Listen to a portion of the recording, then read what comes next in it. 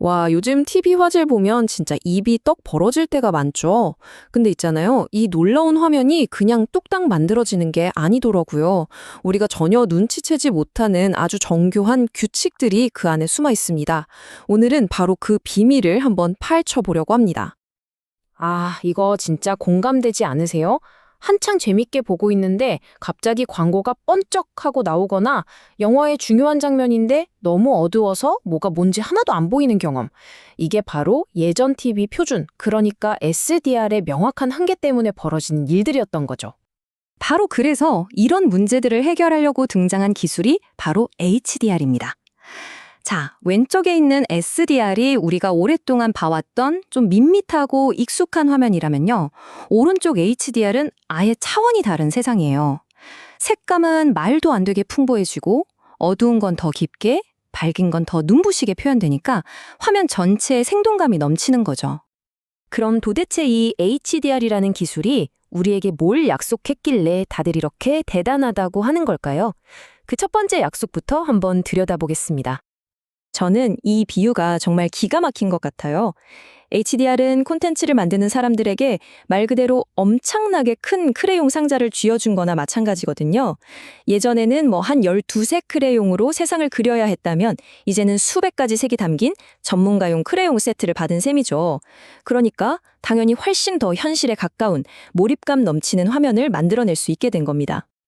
그런데 말이죠. 이 멋진 HDR을 구현하는 방법, 그러니까 레시피가 딱 하나만 있는 게 아니라고 해요. 크게 두 가지 방식이 있는데 이게 또 굉장히 중요한 문제입니다. 자, 여기서부터 문제가 좀 복잡해집니다. 제작자들 손에 엄청난 크레용 상자가 쥐어졌는데 다들 자기 마음대로 색칠을 하면 어떻게 될까요? 똑같은 영화인데 우리 집 TV에서는 하늘이 새파랗고 친구 집 TV에서는 약간 녹색빛이 돌 수도 있겠죠. 이래서는 안 되잖아요. 그래서 모두가 함께 지킬 수 있는 공통의 언어, 즉 표준이 필요해진 겁니다. 그래서 나온 대표적인 두 가지 레시피가 바로 이 PQ와 HLG입니다. PQ는요, 영화나 넷플릭스 같은 스트리밍 서비스처럼 처음부터 끝까지 완벽하게 통제된 환경에서 최상의 화질을 뽑아내기 위한 마스터 레시피라고 보시면 돼요. 반면에 HLG는 어떤 TV에서 보게 될지 예측하기 어려운 생방송이나 일반 방송을 위한 거죠. 그래서 호환성을 최우선으로 생각하는 유연한 레시피라고 생각하시면 이해가 빠를 겁니다. 자, 그럼 다음 핵심 규칙으로 넘어가 볼게요. 모든 화면의 기준점을 잡는 문제.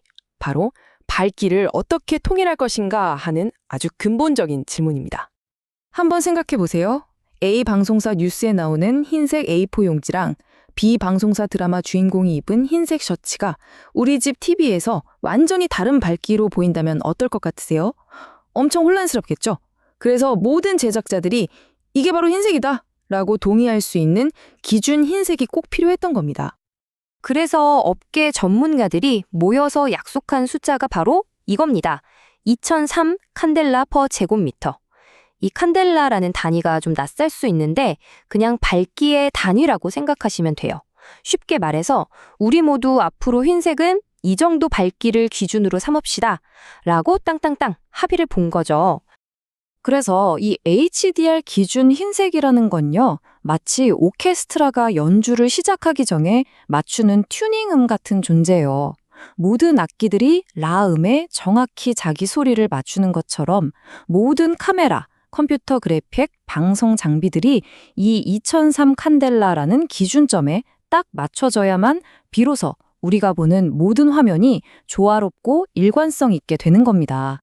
좋습니다. 기준점은 잡았어요. 그런데 HDR은 힘이 엄청 세서 밝기를 정말 어마어마하게 올릴 수 있거든요.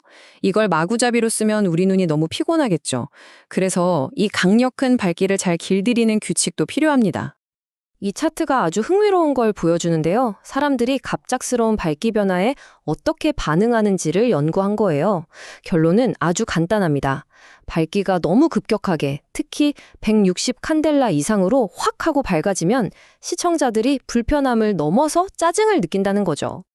바로 그래서 이런 세세한 규칙들이 생겨난 겁니다. 한 장면의 평균 밝기를 너무 과하게 올리지 말자. 그리고 갑작스럽게 번쩍이는 효과는 좀 제한하자. 이런 것들이죠. 핵심은 이거예요. 제작자의 예술적인 표현의 자유는 최대한 존중하되 그걸 보는 시청자의 눈은 보호하자. 이 둘 사이의 완벽한 균형점을 찾는 게 이 규칙들의 최종 목표인 셈입니다. 자, 이제 거의 다 왔습니다. 마지막으로 다룰 주제는 어쩌면 가장 어려운 과제일 수 있는데요.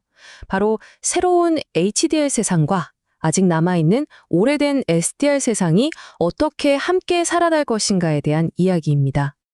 우리가 최신 HDR 영화를 구형 SDR TV로 봐도 화면이 그럭저럭 괜찮게 보이는 이유, 그게 바로 이 톤 매핑이라는 기술 덕분입니다.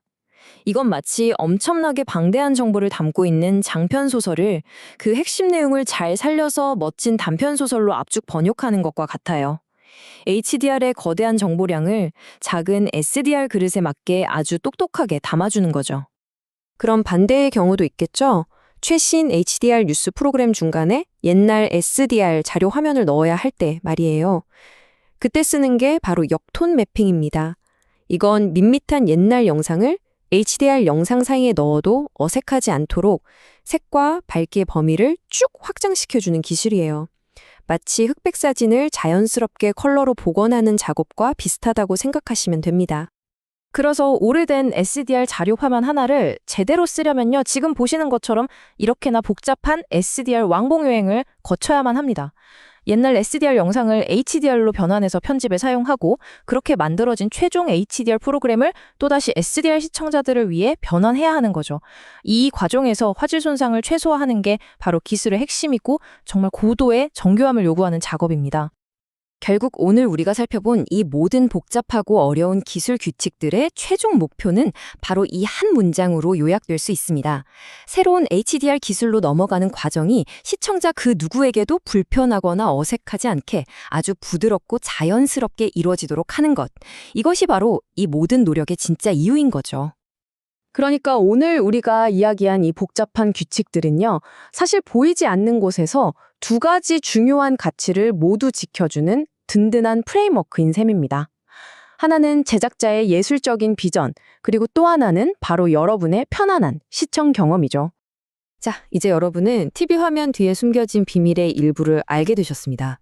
아마 다음에 TV를 보실 때는 전과는 조금 다른 것들이 보이지 않을까요? 저 장면의 흰색은 기준을 잘 맞췄네? 밝기가 갑자기 변하는데도 눈이 편안한 걸 보니 신경 좀 썼구나 하고 말이죠. 이렇게 숨은 규칙들을 찾아보는 것도 앞으로 TV를 보는 새로운 재미가 될 수 있을 겁니다.